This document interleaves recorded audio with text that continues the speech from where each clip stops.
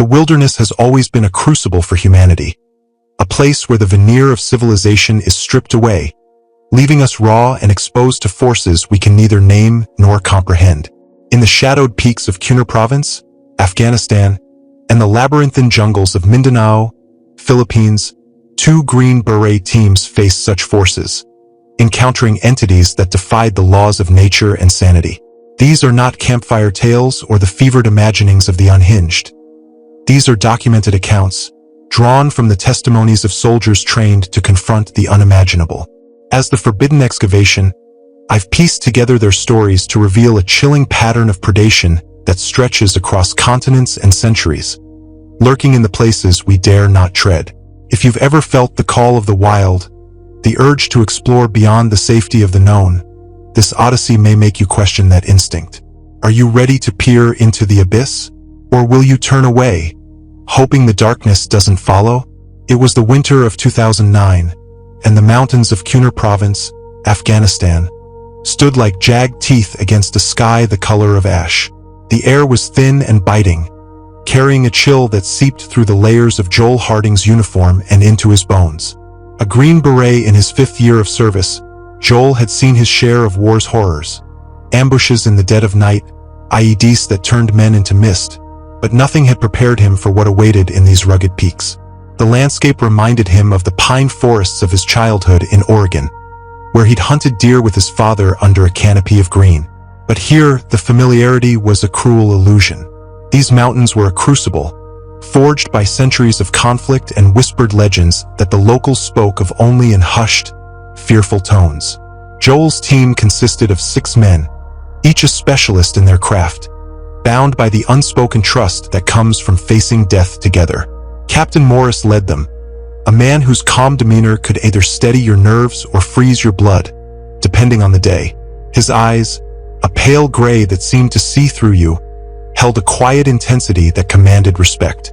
Deacon, the medic, had a penchant for dark humor, often joking about the absurdity of their situation to keep morale afloat.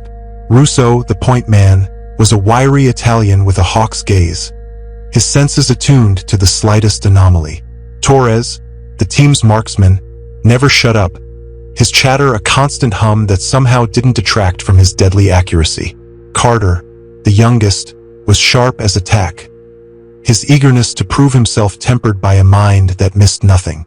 And Joel, the communications specialist, carried the weight of keeping them connected to the outside world, a lifeline in a place where help was often hours away. Their mission was deceptively simple: gather intelligence on insurgent activity near a small village perched at the edge of a deep ravine, a place so remote it barely existed on military maps. The trail to the village was a treacherous ribbon of earth, winding along the side of the mountain with a sheer drop on one side and a wall of jagged rock on the other.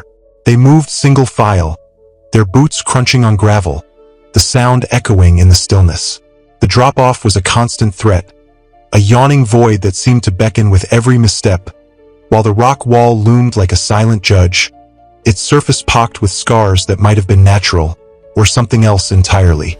The village, when they reached it, was a ghost of what a village should be. No children ran through the dirt paths, their laughter a distant memory. No women fetched water from the communal well, their voices silenced by an unseen weight. Only a handful of old men sat outside their mud-brick homes, their faces weathered and hollow, their eyes tracking the soldiers with a weary resignation.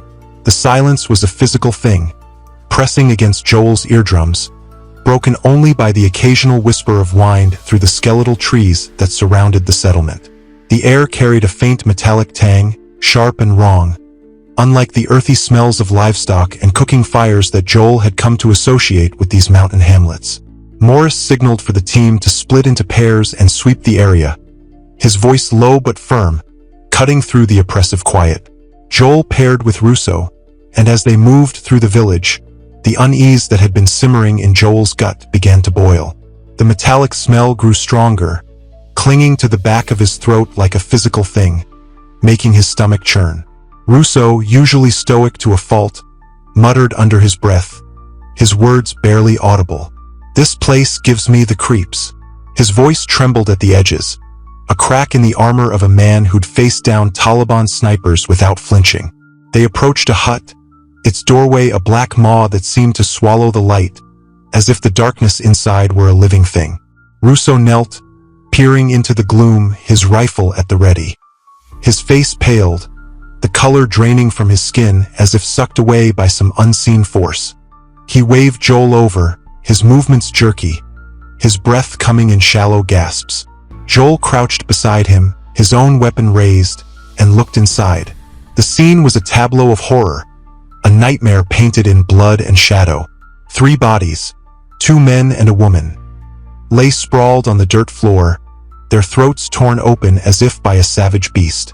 The wounds were jagged, the flesh around them shredded, as if something had clawed its way through skin and muscle with ruthless precision. Blood pooled beneath them, thick and dark, its surface shimmering with an oily sheen that caught the faint light filtering through the doorway. Flies buzzed in a relentless swarm, their wings droning him to death, drawn to the carnage like pilgrims to a shrine. The metallic smell was overpowering now, a rancid mix of copper and decay that made Joel's eyes water and his gorge rise. Russo swore softly, his voice barely a whisper, as he backed out of the hut, his weapon still raised. "Whatever did this wasn't human," he said, his eyes darting to the shadows as if expecting something to lunge at them. Joel followed, his mind racing, trying to reconcile the scene with anything he'd encountered in his years of service. He'd seen the aftermath of violence, executions, bombings, ambushes, but this was different.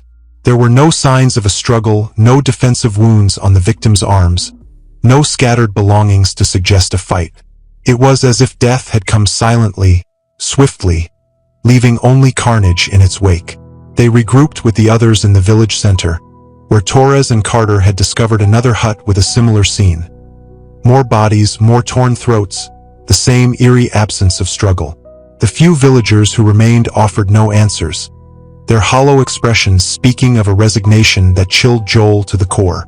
One old man, his hands gnarled like the roots of an ancient tree, met Joel's gaze for a moment before looking away, his lips moving in what might have been a silent prayer.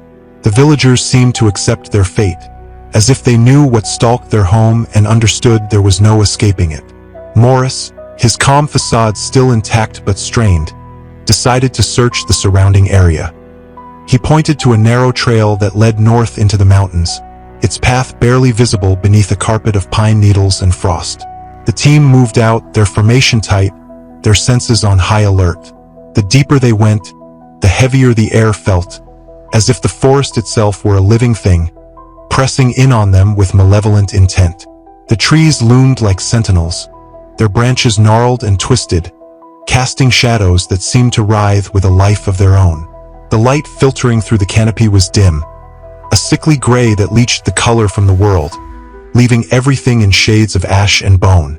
Torres tried to lighten the mood with a weak joke about the local goats being tougher than their drill sergeant back at Fort Bragg, but the tension in his voice betrayed him.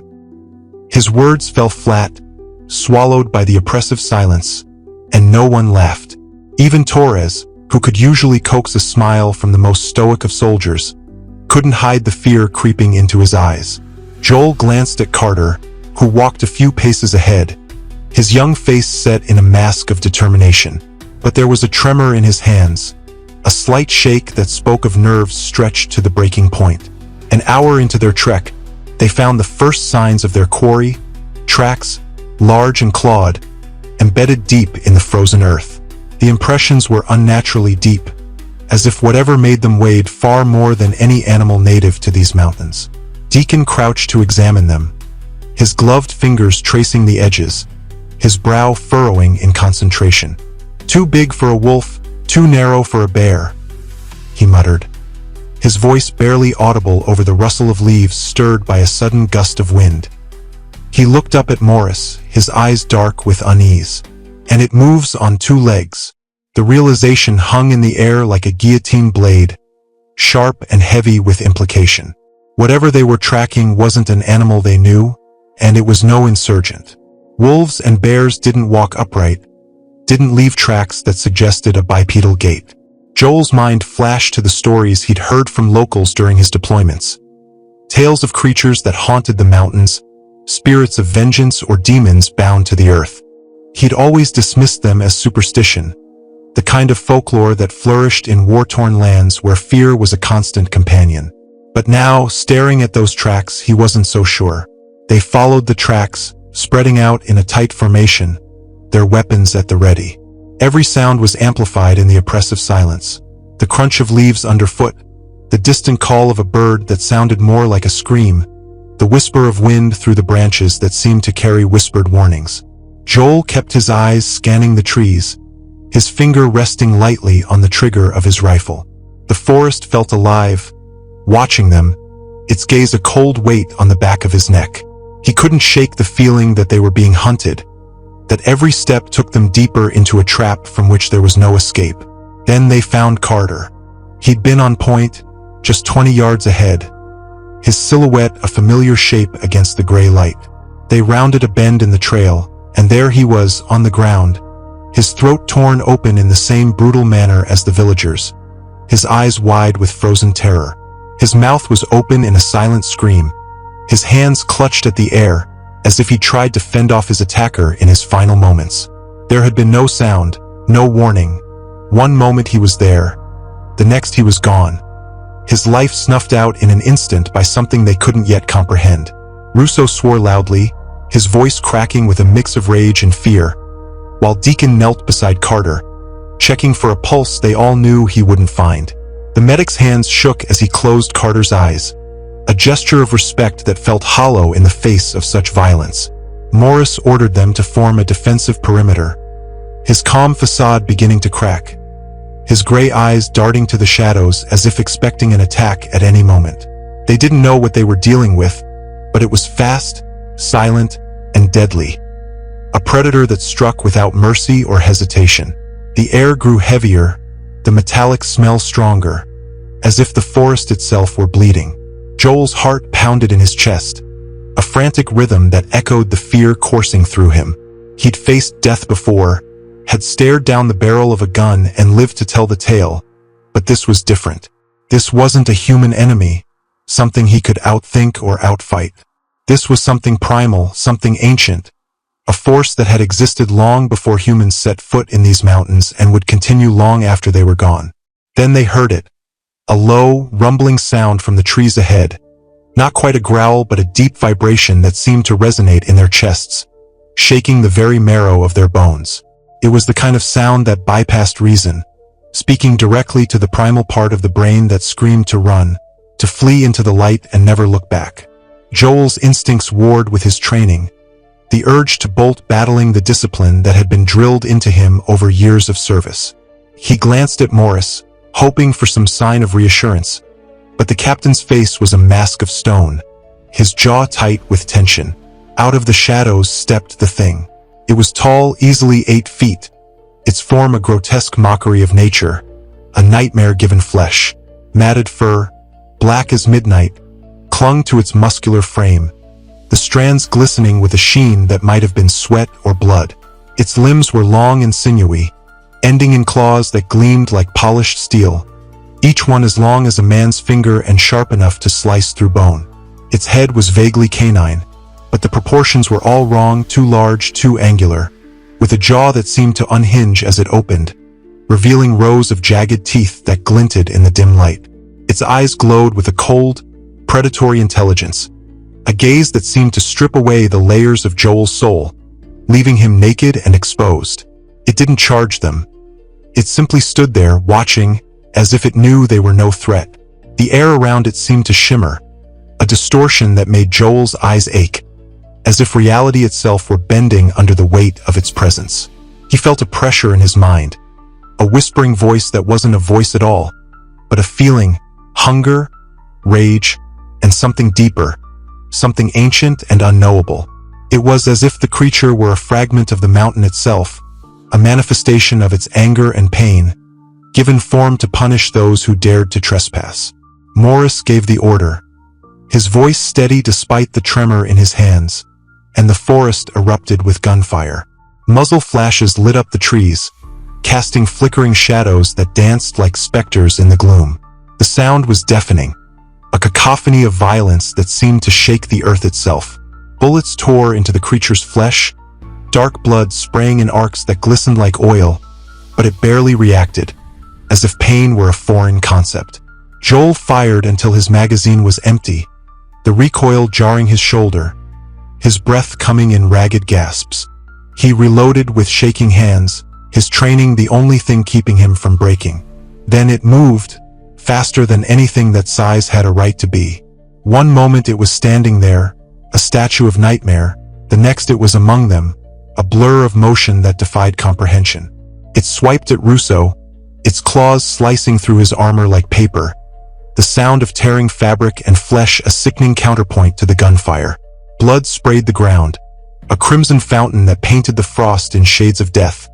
As Russo went down, his scream cut short as the creature's jaws closed around his throat. Joel and Deacon tried to drag him back, their hands slipping in the blood, but the thing was too fast, its movements a blur of lethal precision. It dragged Russo into the trees, his body limp and broken, his eyes staring blankly at the sky. They fell back, firing as they went, their shots wild and desperate. Torres shouted for heavier firepower, his voice cracking with panic, but they all knew it wouldn't matter. Whatever this creature was, it wasn't going down easily. They regrouped at a rocky outcrop, their breaths coming in ragged gasps, the cold air burning their lungs. Deacon patched up a deep gash on his arm, his hands shaking so badly he could barely tie the bandage, while Morris called for extraction on the radio. His voice was steady, but his eyes betrayed him, darting to the shadows as if expecting the creature to emerge at any moment. They were deep in the mountains and help would be hours away, hours they might not have. The rumbling sound came again, closer this time, a vibration that seemed to shake the earth beneath their feet. Joel felt it in his chest, a pressure that made his heart stutter, as if the creature were reaching into him, squeezing the life from his body. They didn't wait for Morris's order, they ran. The trail was narrow and treacherous, the sheer drop on one side a constant threat, the rocks slick with frost and blood. Behind them, the creature crashed through the underbrush, its pursuit relentless, its presence a weight that pressed against their minds as much as their bodies. They reached a clearing with a steep drop on one side, the ravine below a black void that seemed to swallow the light. Morris ordered them to set up a defensive position, his voice hoarse with exhaustion. They were out of options. If the creature wanted them, it would have to come at them head-on. They formed a semicircle, their backs to the drop, their weapons trained on the tree line. The silence was unbearable, a void that seemed to stretch into eternity, broken only by the sound of their own breathing, harsh and uneven. For a moment, everything was still. Then it stepped into the clearing, blood dripping from its claws, its fur matted with gore. It didn't roar or snarl. It simply stared at them with that cold, calculating intelligence that made Joel's blood run cold. Its eyes seemed to bore into him, peeling back the layers of his mind, exposing the fear he'd tried so hard to bury. He saw himself reflected in those eyes, not as a soldier, not as a man, but as prey, a fragile thing to be hunted and consumed. They opened fire again, aiming for its head and chest, their bullets tearing through flesh and bone. This time, it reacted, staggering back under the onslaught, its movements jerky and uneven. Torres yelled to aim for its legs, his voice raw with desperation, and they adjusted their fire. The creature stumbled, dropping to one knee, its claws digging into the earth as if to anchor itself against the pain. Morris threw a grenade, the explosion rocking the clearing, a blast of heat and light that seared Joel's retinas. When the dust settled, the creature was gone, leaving only a trail of blood leading into the forest, a dark stain on the frost that seemed to pulse with a life of its own. They didn't wait to see if it would return. They moved quickly, following the trail back to the village, their steps fueled by adrenaline and fear. When they arrived, the villagers were gone. Every man, woman, and child vanished, leaving only empty huts and that same metallic smell hanging in the air. The old men who had watched them earlier were nowhere to be found, their seats empty, their prayers unanswered. The village felt like a tomb, a place where life had been snuffed out, leaving only echoes of what had been. They radioed their position and waited for extraction, the silence between them heavier than the mountains themselves. No one spoke, the weight of Russo and Carter's deaths a wound that would never heal. Joel stared at the blood on his hands. Russo's blood, Carter's blood, his own blood, and wondered if he'd ever wash it away. The choppers arrived at dawn, their rotors a welcome roar that broke the stillness, and they loaded up, leaving the village and its secrets behind. But as they lifted off, Joel couldn't shake the feeling that the creature was still out there, watching them go, its eyes glowing in the shadows of the trees. Back at base, their debrief was met with skepticism. The official report attributed the deaths to a rogue bear, a convenient lie that buried the truth beneath layers of bureaucracy. But Joel and his team knew what they had faced, and no amount of paperwork could erase that knowledge. Weeks later, Morris handed Joel a file, his expression grim. Inside were reports of similar attacks in other remote villages. Large, clawed creatures moving faster than any human could, leaving behind scenes of carnage that mirrored their own experience. Some called it a mutated animal, a genetic experiment gone wrong.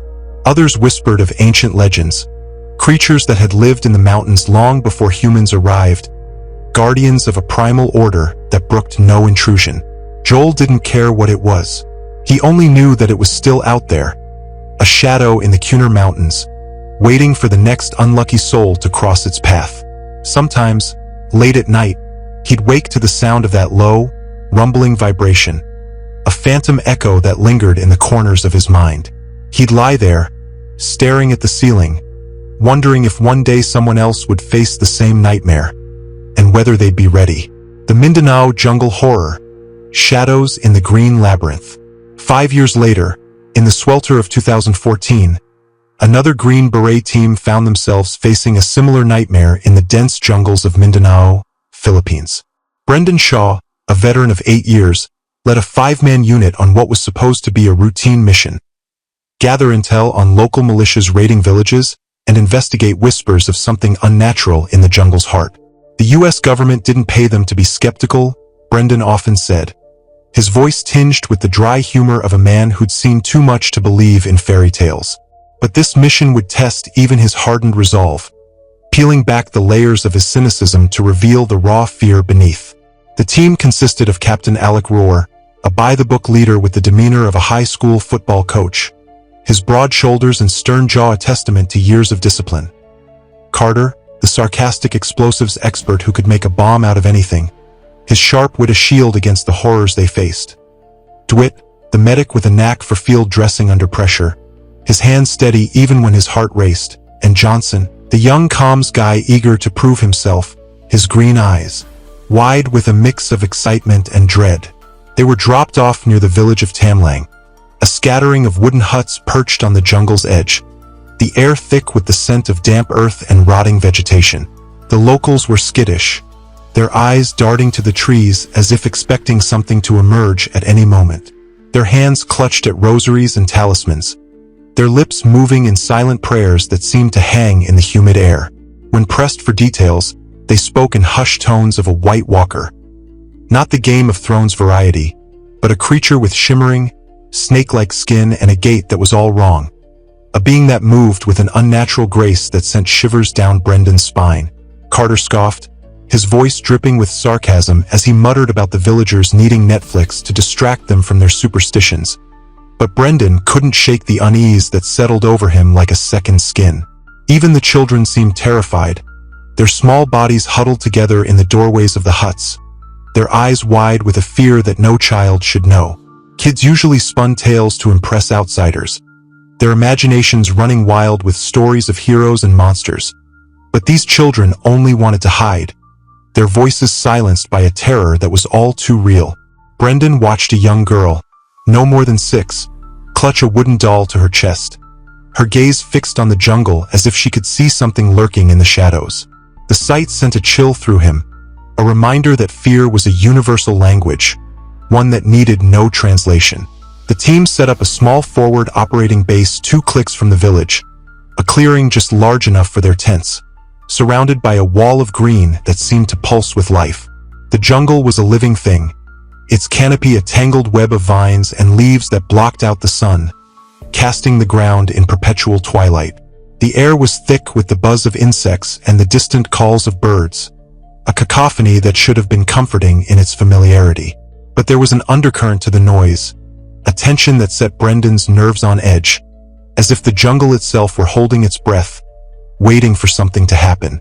By nightfall, they were running standard patrols, taking turns on watch, their movements mechanical but alert. The heat was oppressive, even after the sun had set, the humidity clinging to their skin like a second layer of clothing. Brendan was on the midnight shift, his rifle resting across his lap, his eyes scanning the darkness for any sign of movement. The jungle was never silent, not even at night.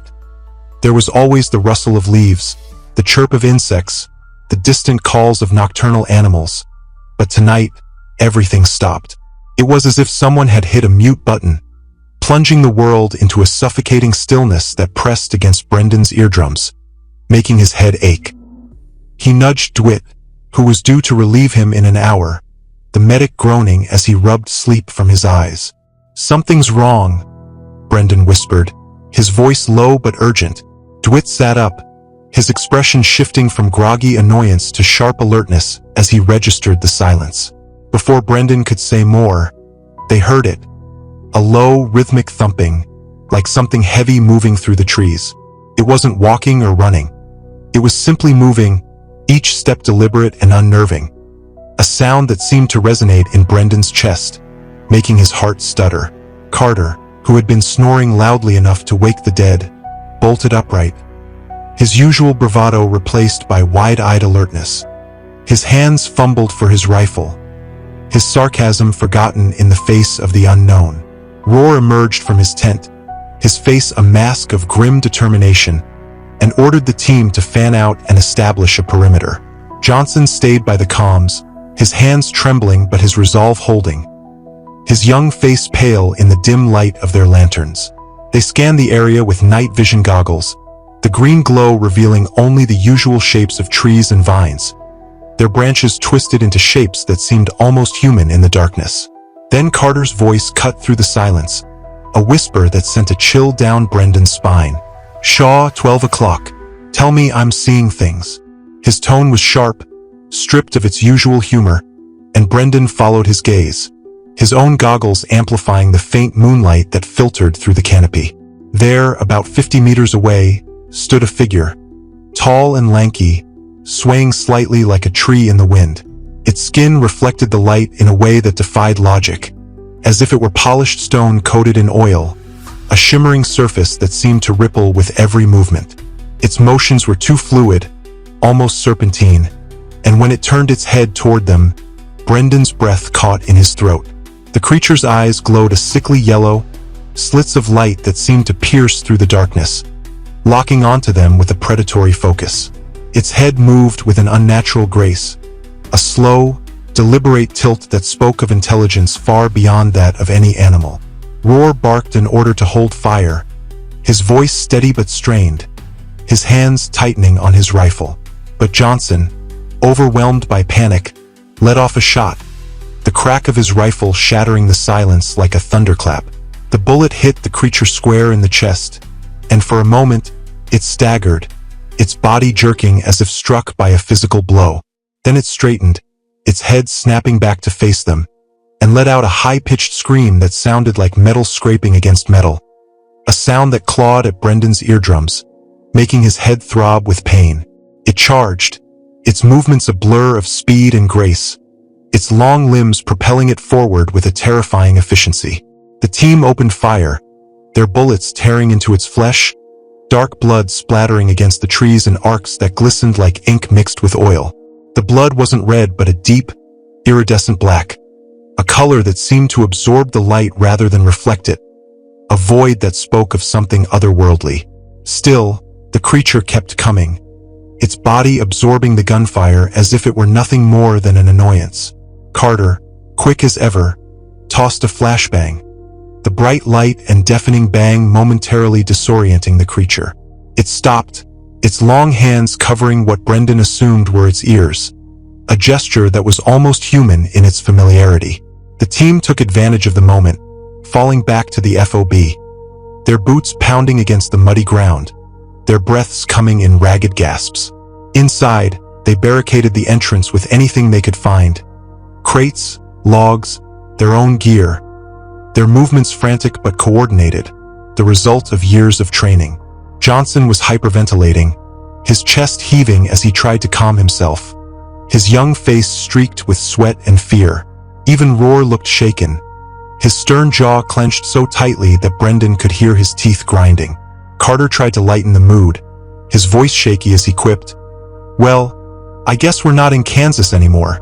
But the humor fell flat, the tension too thick to cut through, a palpable thing that seemed to choke the air from the small space.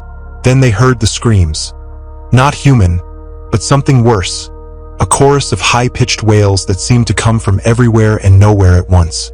Peeking through the gaps in the barricade, they saw 3 figures, their shimmering skin glinting in the moonlight, dragging a villager's body. The body was limp, its head missing, a jagged stump where its neck should have been. The creatures tore into it with clawed hands, their movements a grotesque ballet of violence, their mouths opening to reveal rows of needle-like teeth that gleamed with a wet, hungry sheen. The sound of tearing flesh and snapping bones filled the air, a sickening symphony that made Brendan's stomach churn. Roar decided they'd make a break for it at first light, heading back to the village to escape. But the sun wouldn't rise for another 6 hours, and the creatures weren't going anywhere. They circled the FOB, their movements deliberate and predatory, their shimmering forms a constant threat in the darkness. One of them, marked by the dark stains on its torso from their earlier shots, pushed against the barricade, the logs groaning under the pressure, the sound a low, mournful wail that echoed the team's own fear. Carter rigged improvised explosives near the entrance, muttering about going out with a bang rather than ending up as alien sushi. His hand steady despite the tremor in his voice. DeWitt shot him a glare but didn't argue, his own fear too raw to mask. At around 3 a.m., the attacks intensified. One creature climbed a tree and tried to drop onto the roof, its claws scraping against the bark with a sound like nails on a chalkboard. Johnson spotted it just in time, his voice cracking as he shouted a warning. Brendan unloaded a clip into it, the muzzle flashes lighting up the night, revealing the creature in horrifying detail. Its long limbs bent at unnatural angles, its skin shimmering like liquid metal, its eyes glowing with a malevolent light. It fell with a sickening crunch, its body twitching for a moment before going still, the dark blood pooling beneath it like a shadow come to life. For a brief, foolish moment, Brendan thought they might have one. Then the others started howling, a sound that was both mournful and enraged, a chorus that seemed to shake the jungle itself. They dragged their fallen comrade into the shadows, and moments later, the sounds of bones snapping and flesh tearing filled the air. They were eating it, consuming their own with a hunger that was as terrifying as it was incomprehensible. DeWitt muttered something about predators consuming their own, his voice trailing off as his face paled, the realization of their situation sinking in. They were trapped, surrounded by creatures that defied all logic, beings that seemed to exist outside the natural order. When dawn broke, the creatures retreated into the jungle, their shimmering forms disappearing into the green labyrinth, leaving behind smears of that dark, oily blood that seemed to pulse with a life of its own. The team packed up what they could carry, their movements hurried but silent, the weight of the night's horrors pressing down on them like a physical thing. They made their way back to the village, the jungle seeming to close in around them, its branches reaching out like skeletal hands, its shadows hiding untold dangers. When they arrived, the village was empty, every hut abandoned, the signs of a struggle everywhere. Blood stains marred the ground, dark and sticky in the morning light. Furniture was overturned, and pieces of what might have been human remains littered the area. Shreds of clothing, a child's wooden doll stained with crimson, a rosary broken and scattered like the hopes of those who had clutched it. Carter gagged, his usual bravado shattered, his hands shaking as he turned away from the carnage. The little girl Brendan had seen earlier was gone, her doll the only evidence she had ever existed, a silent testament to the horror that had descended upon this place. They contacted HQ and requested immediate extraction, their voices hollow as they relayed their position. While waiting, Johnson found a crude carving in one of the huts. A snake coiled around a man, its scales shimmering in the dim light, its eyes glowing with an eerie intensity. Beneath it were words in the local dialect, scratched into the wood with a trembling hand. Dwight, who had picked up some of the language during their time in the region, translated, his voice barely above a whisper. They came from the stars. The words hung in the air, a chilling revelation that seemed to echo the villagers' fear. A truth that Brendan couldn't fully grasp but felt in his bones. The chopper arrived an hour later, its rotors a welcome roar that broke the stillness, and they climbed aboard, their bodies heavy with exhaustion and grief. As they lifted off, Brendan glanced back at the jungle, the green canopy stretching out like an endless sea, hiding its secrets beneath a veneer of life. For a moment, he thought he saw one of the creatures at the tree line, its shimmering form watching them go, its eyes glowing with a cold, calculating intelligence. Then it was gone, swallowed by the shadows, leaving Brendan to wonder if he'd imagined it, or if it was still out there, waiting.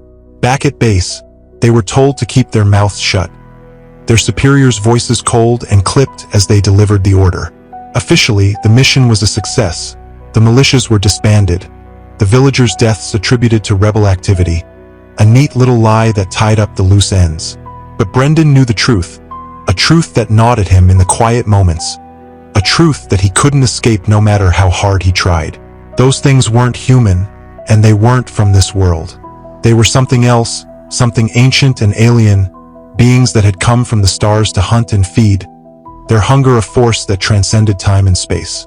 The Cunard province and Mindanao encounters, though separated by years and continents, are bound by a chilling thread, a pattern of predation that stretches across the globe, lurking in the places where humanity's reach is weakest.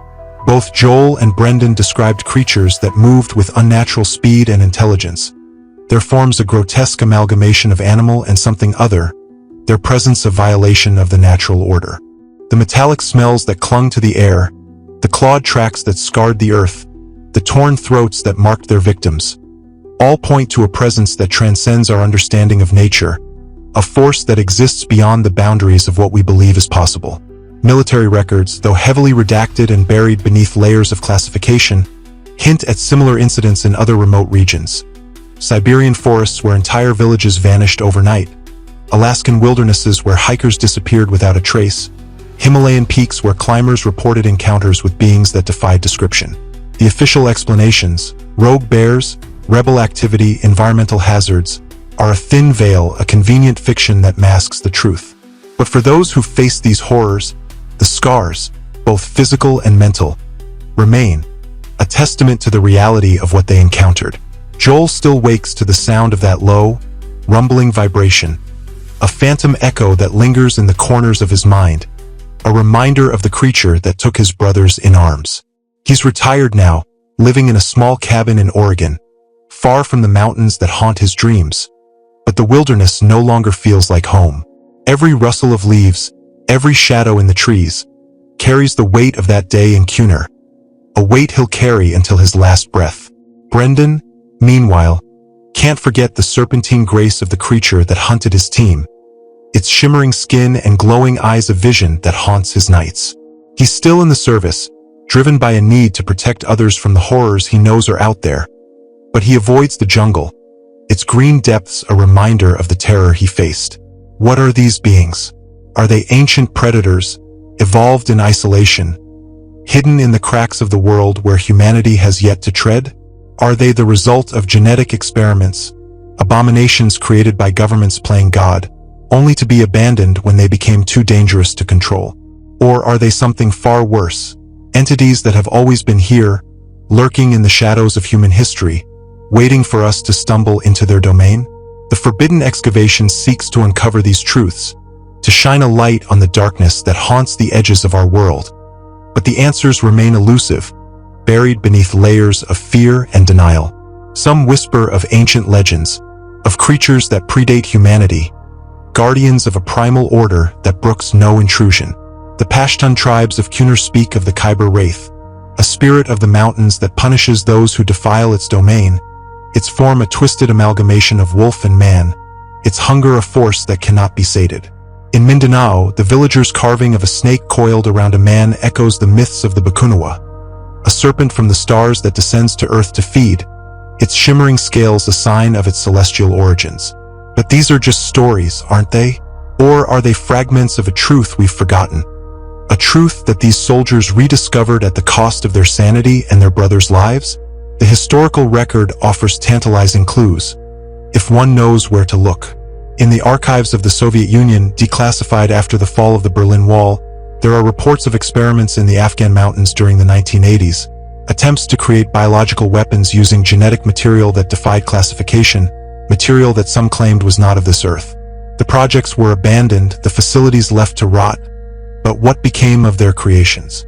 In the Philippines, Spanish colonial records from the 16th century speak of a serpent of the heavens that terrorized indigenous tribes, its shimmering form a harbinger of death.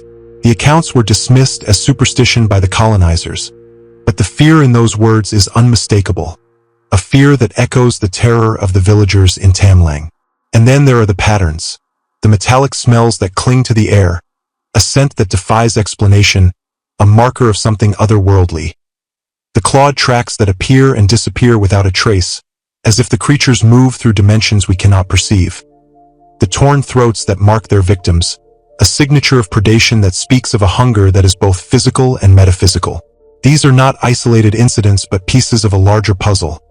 A puzzle that suggests a presence that has been with us since the dawn of time, watching, waiting, feeding.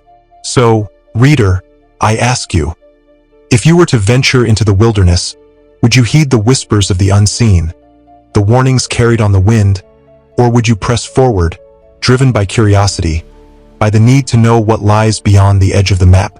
And if you encountered such a creature, its eyes glowing with a cold, ancient intelligence, would you fight, risking everything to protect those you love? Or would you run, hoping to escape with your life and your sanity intact?